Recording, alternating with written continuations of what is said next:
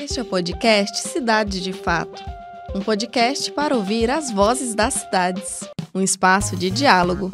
No nosso 4º ano de atividades semanais, continuamos com nossas entrevistas com especialistas e a população. Cidade de Fato, o seu podcast favorito que pretende manter a conexão com cada um de vocês, oferecendo informações de qualidade. Nos acompanhe também pela rádio UFT-FM 96,9, todas as segundas-feiras, às 21 horas, e pelas redes sociais. Visite o nosso site no endereço www.cidadedefato.com.br. Vamos ao nosso episódio de hoje. Olá, eu sou Giovana Ferreira e este é o nosso episódio de número 109. O tema do nosso programa de hoje é a Agenda Popular pelo Direito à Cidade.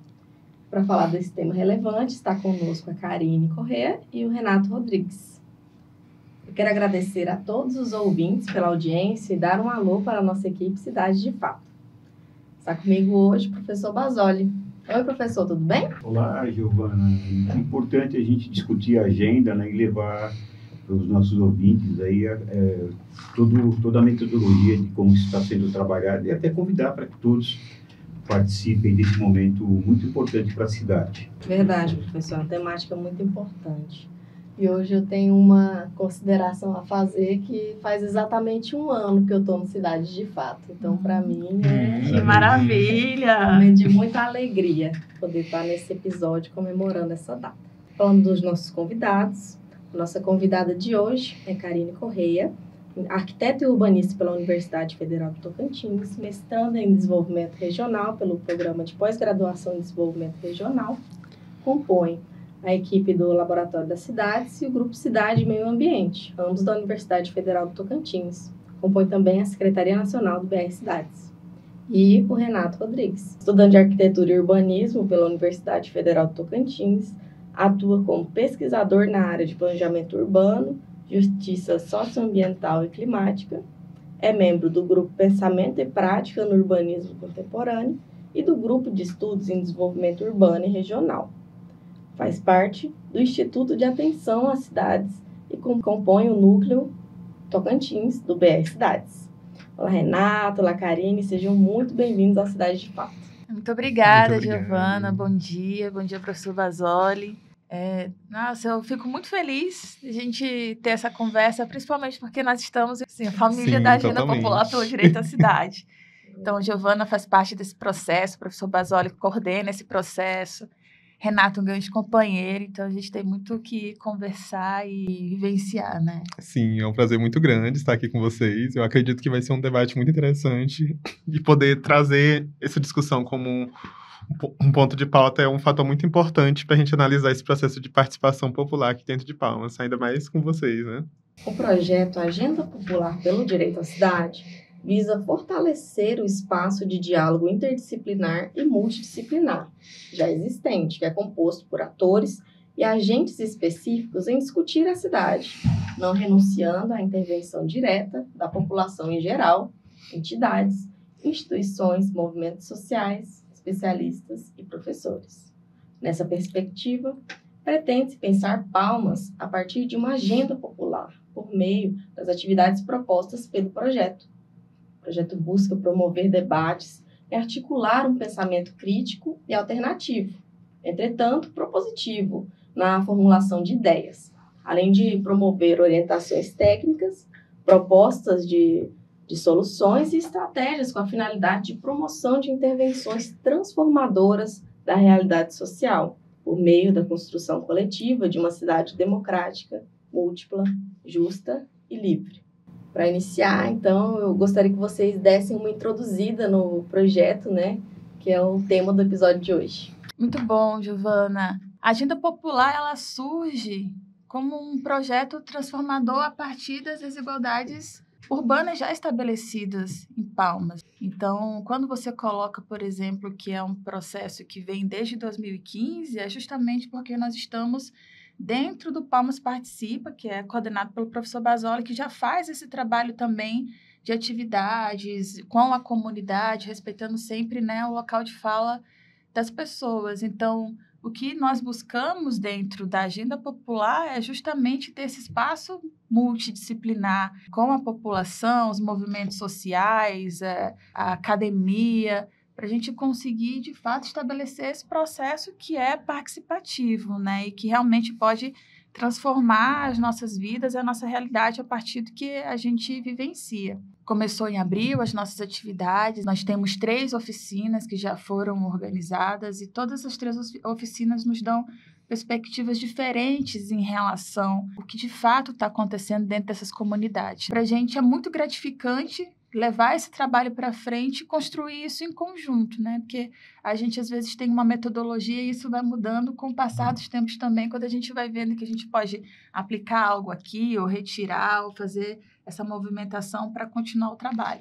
Sim, eu acredito, por exemplo, que a agenda ela parte muito do princípio de gestão democrática, né, e de própria escuta ativa em relação à questão da população. O nosso principal objetivo, no caso, é justamente trazer esse protagonismo para a população que, de fato, reside no território e trazer esse entendimento sobre o próprio território, né, no quesito de pertencimento. A partir, por exemplo, das oficinas que têm esse objetivo de trazer esse conhecimento para a população, de fazer essa população participar, de fato, desse processo de transformação em relação ao meio urbano, né, dessa metamorfose, e colocar também a população como um agente social e ativo dentro desse contexto de transformação em relação às cidades, em relação ao campo, em relação a esse próprio espaço que abrange todo o território municipal.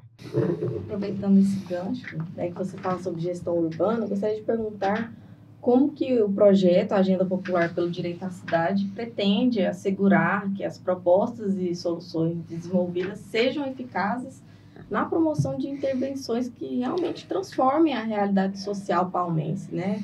Tem todo um processo metodológico pensando nisso? Sim, nós temos um processo metodológico, a gente parte do princípio do plano de bairros, né? Que o plano de bairros ele surge justamente como um instrumento que vai além do plano diretor, no caso, um instrumento que age de forma mais efetiva e incisa sobre o território.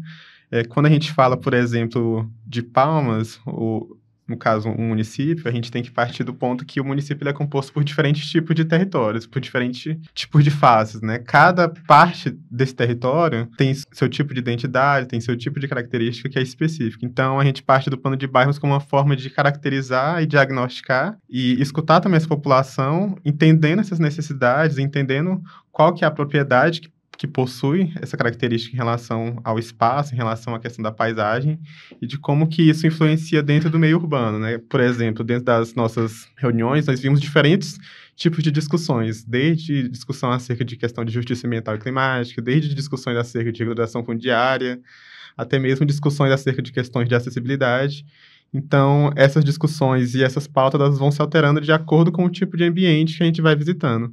Então, o plano de bairros ele surge justamente como esse instrumento, né, que a gente visa, nessa possibilidade de entender melhor esses territórios e agir de forma mais incisa e de forma mais direta e, principalmente, trazer isso de forma mais concreta, né? Não ficar só nesse campo das ideias e simplesmente executar isso e trazer isso para a realidade dessas pessoas, de fato. Acho que acrescentando só mais um pouquinho do que você falou, né? A gente tem uma metodologia que é robusta, assim, também, mas o que, de fato, a gente busca dentro da agenda é ter, como o Renato falou anteriormente, essa escuta ativa, né? Então, através das oficinas, acontece essa escuta da comunidade e, a partir dessa escuta, a gente consegue diagnosticar fatores que são mais urgentes e, com isso, conseguir transformar isso dentro de propostas que são, de fato, né, algo que seja real para aquela comunidade.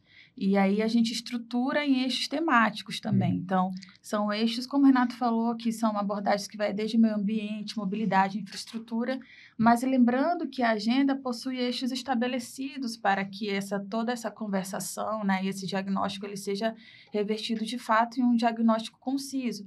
Então, a gente tem o eixo do direito à cidade, dos direitos humanos, da conferência da cidade e dos objetivos de desenvolvimento sustentável. A partir disso, também, com a colaboração, por exemplo, da academia e da escutativa dessa comunidade, a gente consegue ter um fortalecimento desse trabalho, né? Isso é mais conciso, por exemplo, em relação à metodologia. Nós construímos também esse trabalho em comunidade, né? A gente dá à população esse poder e esse empoderamento em relação à propriedade que elas têm de poder interferir e participar ativamente dentro dos processos de discussão acerca das questões urbanas. Porque o que se tem estabelecido dentro desses processos participativos que são institucionais, né? Que a maioria desses movimentos de participação são em espaços institucionais. E o plano de bairro, ele vem para subverter essa lógica, né? Entender que, não, olha, a gente consegue sim fazer aqui um mapeamento, um planejamento local a partir da realidade do que se está acontecendo, né? Então, é fazer com que a população reviva de que é de fato possível participar dos processos decisórios do futuro das cidades, né? Do futuro das pessoas. Então, é por isso que essa movimentação é importante. E o plano de bairro, ele vem para subverter essa lógica, né? Porque a maioria desses espaços institucionais de participação acontece o contrário. Então, repele as pessoas a estarem nesses espaços. Uma, pela falta de tato no que se refere ao conteúdo que faz parte desses processos, e outra pelo desgaste também, que já vem sendo de muito tempo, em que as pessoas elas desacreditam, né, nesse processo participativo. Então, é como se já tivesse ali uma barreira entre a conversação com o Estado e com essas pessoas que realmente estão nesse processo de participação, né? Nas reuniões dá para perceber que as pessoas realmente estão acostumadas com os processos exógenos, né? Nada que venha de dentro para fora, nada que se origine na comunidade e seja para a comunidade. Sempre coisa que vem de cima, não, aconteceu aqui porque a prefeitura baixou e tal, e aconteceu. Mas nada de dentro para fora, nada pensado para as especificidades daquele povo. E a gente consegue observar, quando a gente costuma fazer essas perguntas dentro das oficinas, né? Quem já ouviu falar no plano diretor? Quem já participou de alguma audiência pública? Alguns levantam a mão falando que conseguem saber o que é o plano diretor. Mas quando é na parte da participação de audiências, a gente vê que, sei lá, o número é muito baixo. Então, a gente consegue entender do esvaziamento desses locais, né? E muito não é porque a população não quer participar, é porque já tem um desgaste dentro disso. E esse tipo de reunião, de audiência, beira ali uma coerção, uma manipulação, né, das pessoas que vão participar. Porque a gente entende, todos eles, em suma maioria, dentro desse processo, falam que ali é um espaço informativo. A gente só vai lá, delibera e conversa, né? E não quer saber muito do que as pessoas elas estão anseiam pela mudança do território, Sim. né? Na maioria das vezes entra só como um ponto para ser colocado em ata, né? Então, acaba que esse processo de escuta, por exemplo, que acontece dentro das audiências, ele não abrange, no caso, de forma verossímil. Então, as pessoas vão nessas audiências, elas vão nesses processos que demandam essa participação popular, mas elas, de fato, não são escutadas, e quando são escutadas, esse processo de escuta não é colocado em ativa. Então, esse tipo de desesperança também vem muito de um processo também de descrença em relação a esse próprio pertencimento em relação ao meio urbano. Acho que essas populações, elas não se sentem pertencentes a esse espaço. É vindo justamente desse processo de exílio, né? Dessa cidade que expulsa essas pessoas e coloca essas pessoas não só em uma situação de vulnerabilidade, mas também numa condição de invisibilidade. É importante, eu queria até fazer um recorte, né, mais voltado para a academia, né, que eu acho que é importante salientar, é que dentro da academia a gente consegue promover também a integração da graduação e da pós-graduação, né. Nós temos aí a Clínica de Direitos Humanos, extensão jurídica, seminários interdisciplinares do curso de Direito, né, dialogando com a pós-graduação, o programa de pós-graduação em desenvolvimento regional, dentro de uma das disciplinas, que é seminários em desenvolvimento regional, né, que integra projetos também, né, no caso dessa disciplina específica, ela integra a construção dos ODS, né, Objetivos de Desenvolvimento Sustentável, e também os projetos Palmas Participa, como já foi falado, e o próprio Cidade de Fato, né, que faz todo o acompanhamento desse trabalho. Então, a gente, hoje, mais de 40 estudantes envolvidos aí nesse trabalho, professores, enfim, é uma gama enorme de interligações que a gente faz. Fora isso, nós temos aí o BR Cidade, né, que está com a gente, aí o BR Cidade de Tocantins, né, e o Instituto Brasileiro de Direito Urbanístico, que é importante, porque há a programação, né, para um seminário futuro, para aí sim fazer uma plenária para fazer o fechamento desse trabalho. Então, aí fica para vocês, eu gostaria de ouvir de vocês, a devolutiva, né? A gente pensa no documento, né? Um documento, inclusive, que está sendo elaborado aí para entregar para a população, trabalhando um processo metodológico, obviamente que essa estrutura é também de suma importância, porque não é só discutir, mas é também transformar isso, né, em alguma coisa palpável, interligando aí, né, como foi falado, com orçamento, interligando com os ODS, que é o Objetivo de Desenvolvimento Sustentável, interligando com o diretor, interligando com Conferência das Cidades, que iria acontecer esse ano, mas foi adiado para o ano que vem. Então, existem vários elementos, né, que fortalecem significativamente, né, a discussão. Então, fala um pouco da devolutiva, não só relacionado ao documento em si que está sendo trabalhado, né, e para que tenha o fortalecimento aí, metodológico, teórico, enfim, mas não é só isso, obviamente que é muito mais, a gente tem uma expectativa muito maior que isso, né? Fica aí a discussão para que, qual seria o caminho, o que vocês estão sentindo, né, nesse diálogo com a população, que acho que é importante. As reuniões, elas nos inspiram, inclusive, né, a discutir, mas é interessante a gente ter essa visão, né, esse sentimento, enfim, a gente sabe que a partir destes sentimentos, a partir dessas discussões com o documento, né, a gente se fortalece bastante. Então, aí, qual é o sentimento que vocês têm da reunião, mais especificamente? Eu acho que o principal sentimento que eu tenho, eu acho que eu vejo em relação à questão da população, é justamente essa questão de reconstrução em relação a essa esperança, né?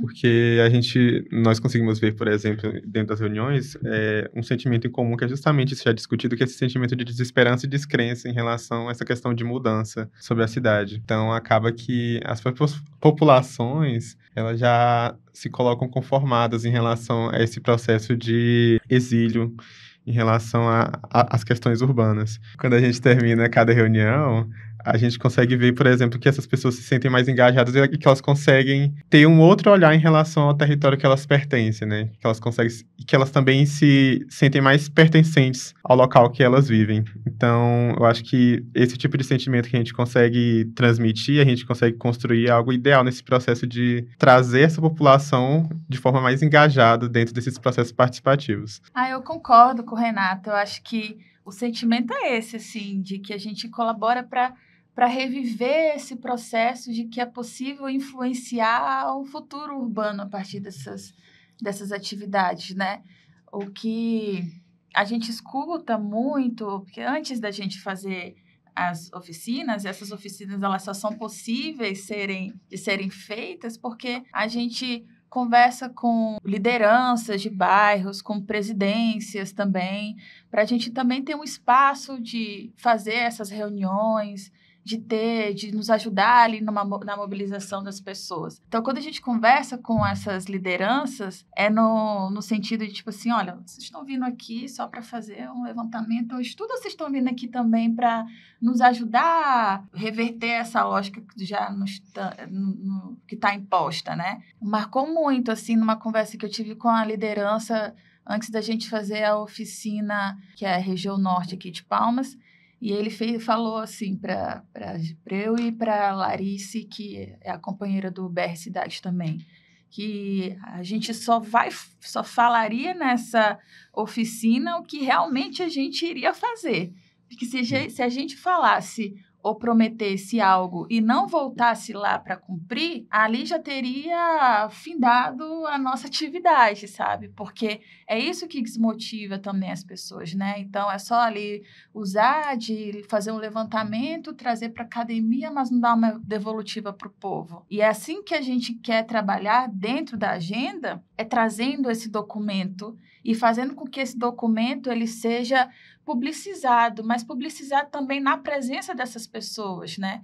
Então, o que a gente busca para dar continuidade nesse processo, e que esse processo ele não se finde, por exemplo, esse ano, quando a gente fizer a nossa atividade em setembro, que vai ser quando a gente já tiver o documento fechado de diagnóstico, né, que isso é o importante também desse trabalho da academia, de aí as pessoas, os movimentos sociais trazem esse anseio da base popular, enquanto a academia e os especialistas estão fazendo esse processo de amarrar as coisas, de fazer um diagnóstico, de trazer uma devolutiva para a população. É que essas oficinas, elas sejam ampliadas, para que tenha um engajamento também dessas pessoas e num processo também de participação institucional. Então, é sobre uma revisão de um plano diretor, é sobre um processo educativo popular, justamente para reacender essa chama da revolução popular. Eu acho que esse é o principal, assim, da agenda. Remetendo agora um pouco ao início da fala do professor, onde ele menciona uma série de atores, né, de personagens dessa agenda, eu gostaria de perguntar para vocês que forma que o projeto ele integra a perspectiva desses movimentos sociais, especialistas, professores, alunos, na formulação dessa agenda popular pelo direito à cidade? Boa pergunta. Eu acho que eu posso falar pela equipe em relação a isso, que a essência da agenda é a integração e a colaboração. Então, assim, cada oficina, cada reunião, cada conversa é um momento em que esses atores eles podem manifestar as suas visões, as suas perspectivas que são únicas nesses espaços, né? Fazer essa integração, chamar os movimentos sociais, chamar as lideranças, as pessoas, colocar o pessoal da academia, os especialistas, é também fortalecer esse processo, né? Que não é só um processo informativo de escuta, né? É um processo que realmente visa propor algo para a mudança daquele território. A gente falou agora há pouco, né? Que isso era uma base do fortalecimento conciso, né? De um trabalho que também é um trabalho técnico, né? Para isso. O Papal vai entender também que é um trabalho que visa ser construído em comunidade. Acho que, apesar de mesmo sendo um trabalho técnico, é um trabalho que a gente constrói em conjunto, né? Constrói em conjunto com a população, com os diferentes grupos envolvidos, e a gente coloca esse processo de escuta nos diferentes âmbitos, né? Seja através de escutando, por exemplo, as donas de casa, escutando as crianças, escutando as lideranças locais, escutando, por exemplo, as próprias pessoas em relação à questão da academia. Então, é um processo de construção de um documento que é em conjunto e que traz essa síntese de todo esse processo de elaboração em comunidade. A gente pode até ir, por exemplo, existem os eixos, né, que estruturam a agenda. A gente pode até ir ali com o pensamento de debater algum assunto. Mas o que a gente faz em todas as atividades é introduzir um pouco do que é a agenda, do que a gente quer dentro desse espaço e depois abre para a população trazer o que eles querem falar. Então, às vezes a gente queria debater infraestrutura e mobilidade, mas a gente já viu que as pessoas querem debater, por exemplo, sobre hospitais, essa demanda de saúde pública. Uma coisa que a gente também não vê debatendo muito aqui em Palmas, mas que eu achei muito interessante foi em relação a casas de apoio para as pessoas em situação de rua, sabe? Então, mesmo que a gente veja um número menor em relação às grandes metrópoles, mas isso está crescendo aqui em Palmas também. Já existe. Essas discussões vão variando a escala, né? Às vezes é uma discussão voltada para o bairro, às vezes é um problema voltado em relação a toda a cidade. Sim. Uma questão, por exemplo, às vezes uma questão de mobilidade já envolve toda a área urbana. Mas às vezes é uma questão, por exemplo, de falta de uma escola no bairro, falta de uma creche. Então, são diferentes escalas e diferentes pontos de vista. E para nós esse processo é rico. Desde o início a gente frisou muito que nós queríamos a participação das crianças nesses espaços, né? Por entender que as crianças, elas possuem uma sensibilidade e já têm uma percepção do lugar que é construído para elas e como que elas podem lidar ali naquela situação, né? Então, ouvir as crianças falando que precisam de um lugar para brincar, que querem ter uma casa, isso também é levar em consideração, né? Porque, veja, a gente parte do princípio que durante todo o percurso de construção social, nós mulheres tivemos um espaço de tutela bem como as crianças, né? Então, a gente conseguiu, com muita luta do levante feminista, ocupar alguns espaços e falar por nós mesmas. As crianças ainda estão nesse espaço de tutela.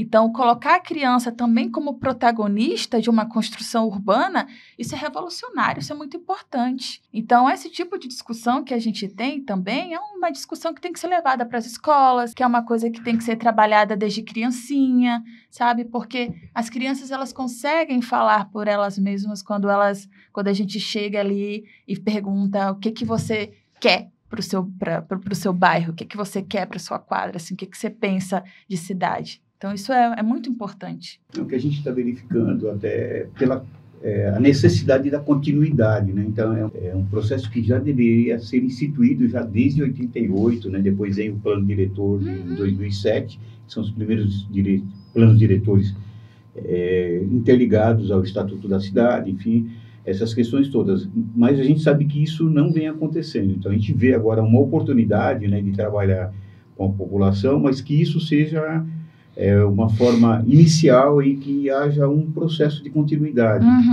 Vocês pensaram em transformar, por exemplo, talvez uma qualificação, um curso, né, alguma coisa assim, para os próximos anos? Talvez, porque a gente sabe que a academia ela pode dar um auxílio técnico, né, uma contribuição técnica, mas a construção, né, e o empoderamento é da sociedade, né? Então, assim, será que a academia, através, né, de um formato de mostrar como são construídos planos de bairros, não fortaleceria esses espaços periféricos, por exemplo, que são os mais necessitados da cidade? Ah, com certeza, professor. Muito também com o seu auxílio nesse processo, né?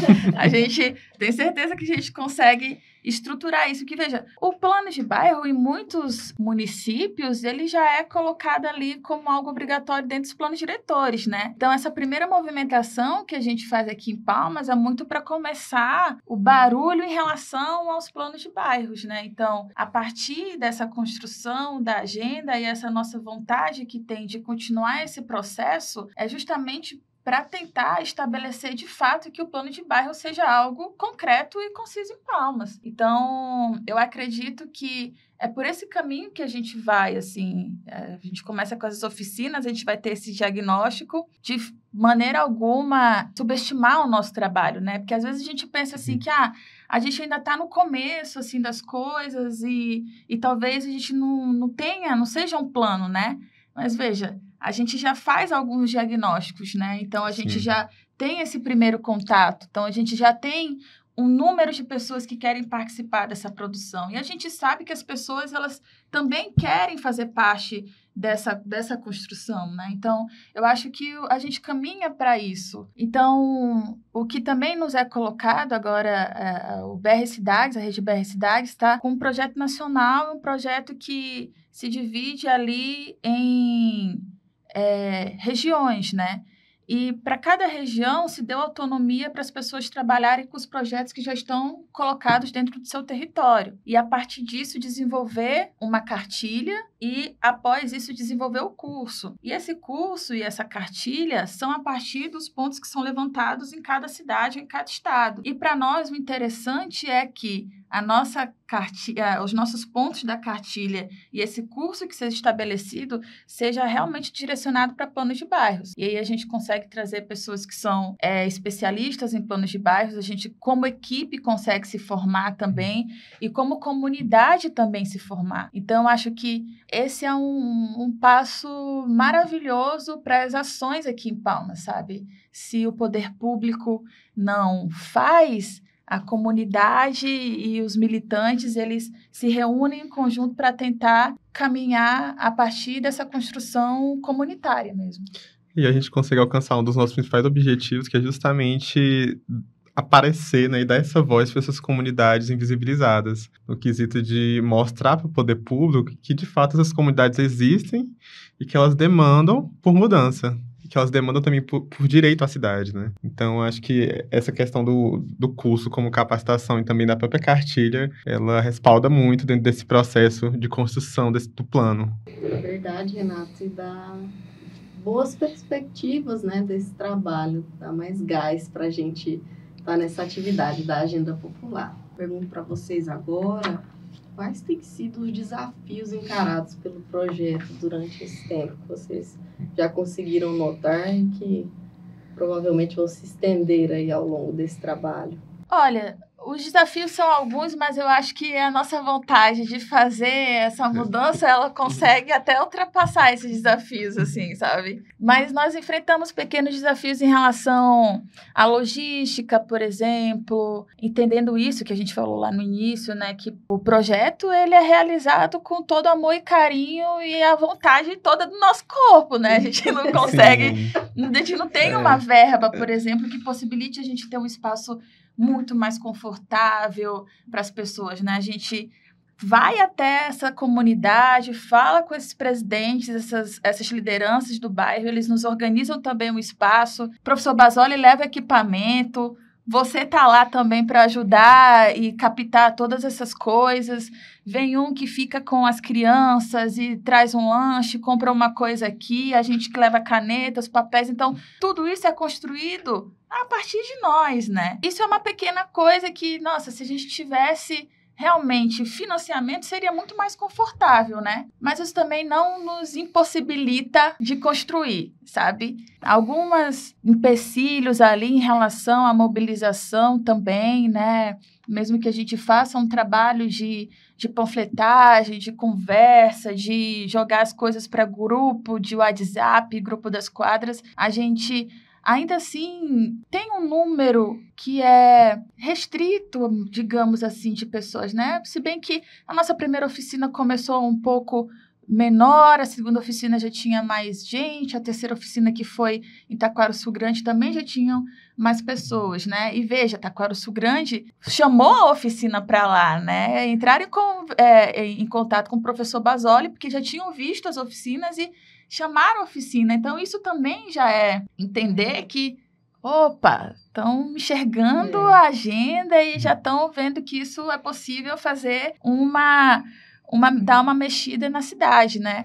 Então, acho que o que é mais dificultoso para a gente nesse processo é entender a apatia das pessoas e a abulia, né? Que é essa descrença também, e que teórico chamado Moreira Neto, ele fala sobre isso, né? Que ele categoriza essa dificuldade em relação à participação, né? E muito é disso, assim, sobre essa dificuldade, por exemplo, de estar nesse lugar por falta de conhecimento, de que pode, sim, contribuir pela todas as formas de reuniões e audiências que são coisas só informativas e não levam em consideração a opinião da população. Mas eu acho que é isso, assim, todos esses entraves e essas dificuldades, elas nos fortalecem para que a gente continue, sim, fazendo esse processo de empoderamento da população, levando realmente a informação e aprendendo. Acho que esse é o X da questão, assim. A gente aprende muito com as pessoas, né? Então, a gente abraça ali que a gente sabe de alguma coisa, mas que a gente não sabe de tudo, né? E que a gente vai para aprender também. Eu acho que agir sobre essa questão da desesperança talvez seja o nosso principal desafio, né? De, por exemplo, visitar ali e fazer essa oficina sobre uma população que já está conformada com um poder público que a ignora e chegar ali e trazer de volta essa esperança em relação ao direito à cidade, em relação a essa possibilidade de mudança, é algo assim muito desafiador. Acho que quando a gente chega, por exemplo, em relação às reuniões, é muito nítido, principalmente quando a gente vê o número de pessoas, né? De que até mesmo as pessoas que não vão são pessoas que já estão ali pensando sobre esse fator, de que, se eu for ali naquela reunião, não vai dar em nada. Então, trazer esse resultado e trazer essa discussão a ponto de envolver, de fato, essas pessoas nesse processo de participação é um desafio muito grande. Mas eu acredito que a gente está construindo isso e é um processo muito lento, né? Esse processo de engajamento é um processo a longo prazo e é um processo que requer bastante luta, que eu creio que nós estamos nos desenvolvendo nesse sentido. Sim, estamos chegando ao final do nosso episódio de hoje. Gostaríamos de pedir para os nossos queridos convidados deixem uma indicação cultural para a gente e nos digam Para vocês, Karine e Renato, o que são as cidades de fato? Minha indicação cultural é o Rolê de Gente Preta, que é organizado pelo Coletivo Nacional de Juventude Negra aqui de Palmas, que se reúne uma vez por mês no Espaço Cultural, sempre aos finais de semana, ali no fim da tarde, para debater as questões da juventude negra, do povo negro, e principalmente nesse debate da cidade, né? Porque a gente sabe muito bem qual a cor das pessoas que estão nesses espaços invisibilizados, né? A gente sabe muito bem qual a cor da periferia. Então, esse é um debate muito importante que a gente sempre faz dentro do movimento negro, né? É entender qual que é a nossa voz dentro da construção do urbano. Então, eu convido a juventude negra palmense a estar conosco no Rolê de Gente Preta. A gente começa com uma conversação, um debate, depois a gente confraterniza com música, mas sempre uma construção muito saudável, muito importante, né? E levando em consideração que a juventude negra tem, sim, o poder de revolucionar as questões urbanas do Brasil. A minha indicação vai ser o livro do Milton Santos, A Metamorfose do Espaço Habitado, que esse livro ele fala bastante sobre essa questão, por exemplo, de discussão popular, esse princípio de gestão democrática, e de como, por exemplo, o espaço urbano e os diferentes espaços existentes dentro do território, eles se moldam, eles se transformam a partir desses agentes sociais, esses agentes de transformação. Então, eu acho que é uma indicação assim, bastante interessante na leitura, nesse entendimento sobre como funciona esse processo de transformação do território e da própria paisagem urbana. E cidades, de fato, ao meu ver, são cidades que realmente levam em consideração a voz da população, né? São cidades que nós podemos realmente vivenciar, além de só estar nas cidades, né? Cidades justas, inclusivas, múltiplas, uma cidade em que nós possamos ser quem nós somos na nossa essência. E para mim, eu acho que cidade de fato é aquela cidade em que a gente convive com pertencimento, né? Que a gente se sente pertencente ao território, em que todos fazem parte num princípio de equidade e que de fato seja construído em conjunto. Acho que é aquela cidade que a gente chama de lar, né? Que chama de casa. No caso, para mim, a cidade de fato seria justamente aquela cidade que se estende além do nosso lar. Acho que também que é aquela cidade que também é a nossa casa, né? Beleza. Muito obrigada, pessoal. E aí, professor, o que achou do episódio de hoje? Então, Giovana, eu acho que nós temos que aproveitar e convidar a juventude, de maneira geral, né, a se integrar nesse processo, nesse trabalho, as entidades, conselhos profissionais, professores, as mais diversas instituições de ensino, porque esse trabalho não é reservado só à Universidade Federal do Tocantins, mas está aberto, né, a toda a comunidade palmense. Então, fica aí o convite para que todos integrem a esse processo que, como foi falado na entrevista de hoje, né, ele tem um timer aí até o segundo semestre. A gente tem um seminário que vai ser muito importante. Fica o convite para que todos participem desse seminário, mas também para o ano que vem, com a continuidade também, né, todos integrem e participem. Mas assim, Giovana, eu sei que também esse trabalho está sendo acompanhado através de um blog, então eu gostaria que você passasse para os nossos ouvintes o endereço do blog e convidasse a todos que fizessem uma visita para entender, né, todo esse processo que foi falado um pouco. É lógico que a entrevista é bem resumida, mas é um trabalho que está sendo feito já de longa data, tal, e que, obviamente, essa continuidade e esse processo ele pode ser acompanhado através do blogger, né? Com certeza, professor. Interessante falar que todas as atividades, desde o histórico que a Karine mencionou, de 2015, do Palmas Participa, estão no blog. Então, para o ouvinte é muito fácil acessar esses registros. Ficam no www.palmasparticipa.blogspot.com. Lá constam todos os registros das oficinas, registros das atividades que nós estamos realizando. Então, fica o convite a cada um que puder acessar, que se junte a gente no Palmas Participa. Tá bem? Obrigada e até o próximo episódio. Cidade de Fato de hoje contou com Giovana Ferreira na locução, Júlia Conca, Érica Nascimento, Giovana Ferreira, Aline Silva e Karine Correia no desenvolvimento de conteúdo, Rodrigo Basoli no design gráfico, apoio técnico e edição, professor João Basoli, na produção e coordenação geral. Agradecemos imensamente aos nossos convidados e à equipe do Cidade de Fato, mas especialmente a você, nosso ouvinte. Na semana que vem, voltaremos com novos temas e novas entrevistas. Até lá!